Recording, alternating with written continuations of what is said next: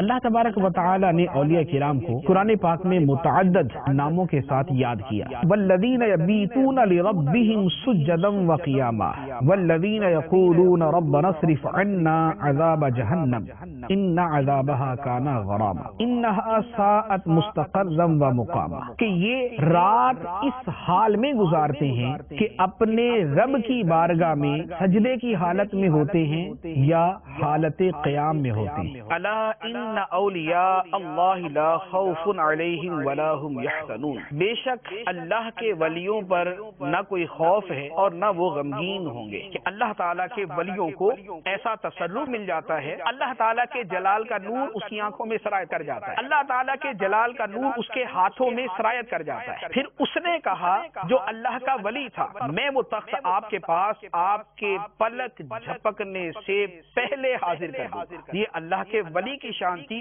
جو اللہ تعالیٰ نے وعدہ ان کے ساتھ فرمایا ہے وہ ہر ایک کے ساتھ نہیں، یہاں انہی کے بارے میں فرمایا وَلَا إِن سَأَلَنِي لَأُعْطِيَنَّهُ. اگر میرا ولی مجھ سے سوال کرتا ہے میں اسے ضرور عطا کرتا ہوں. بہترین لوگ وہ ہیں جن کو دیکھ کر اللہ یاد آ جائے. اللہ کے ولیوں کی نشانی یہ ہے کہ ان کو دیکھ کر خدا یاد آ جاتا ہے. صالحین کے ذکر کے وقت اللہ کی رحمت نازل ہوتی ہے. کامیاب ہو گئے وہ ایمان والے جو اپنی نمازوں میں خشوع و خضوع کرتے ہیں کہ ان کا بدن جس طرح خدا کی بارگاہ میں حاضر ہوتا ہے ان کی روح اور ان کا دل اور ان کا دماغ بھی اسی طرح اللہ کی بارگاہ میں حاصل ہوتا ہے. اللہ کی عبادت یوں کر کہ گویا تو خدا کو دیکھ رہا ہے، اور اگر یہ نہ ہو سکے تو یہ یقین کر کے خدا تجھے دیکھ رہا ہے.